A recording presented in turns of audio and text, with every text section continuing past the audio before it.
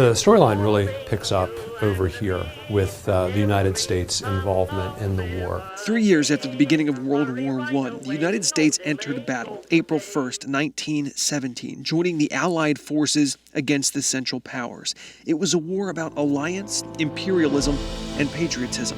Among those fighting on the front lines for the Allied forces were natives from the Eastern Shore. But it was the help of those behind the scenes that helped keep the men who were away prepared for battle. There was months of training and mobilizing the country for supplying the Army, for transporting the Army, and a lot of that story is reflected here. Creston Long is the director of the Nabb Center at Salisbury University and tells us that one of those supporting forces behind the Army were women back home, working with the American Red Cross.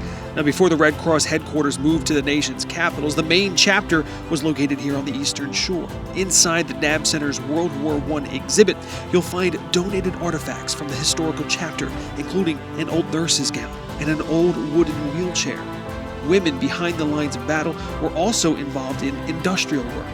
As many, working age men went into the armed services, many of them had been working either in industry or agriculture. They had to be replaced in some way. So we often think of Rosie the Riveter from World War II, but we went through a similar mobilization of a women's industrial labor force in World War I.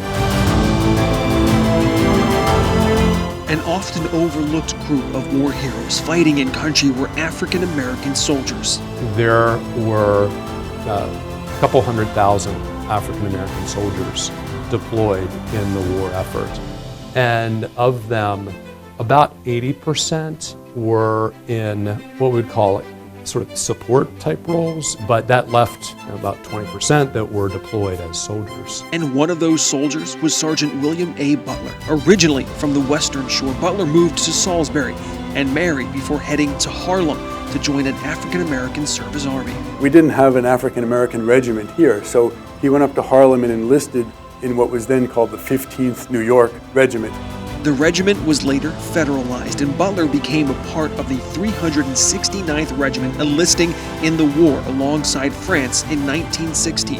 The 369th Regiment joined the war before the U.S., proving their importance in leading the Allies to victory. The French were sort of desperate for soldiers at that point, and they participated in several battles alongside the French, and Sergeant Butler in particular actually was awarded the American Distinguished Service Cross for bravery in action with the French. Also highlighted in the exhibit is Company Number 1, a group of World War I soldiers made up of men from Salisbury. One of those men, Norman Elzey, whose dog tags lie in the exhibit next to his uniform. At the entryway of the Nabb Center, there is a list on display naming all of the soldiers identified in Company Number 1. Dr. Long says there have been many times when family members of some of the unnamed soldiers have come in to identify their loved ones just by looking at this adjacent photo of Company 1. And there are plenty more artifacts and displays bridging the gap between over here on Delmarva and over there in war.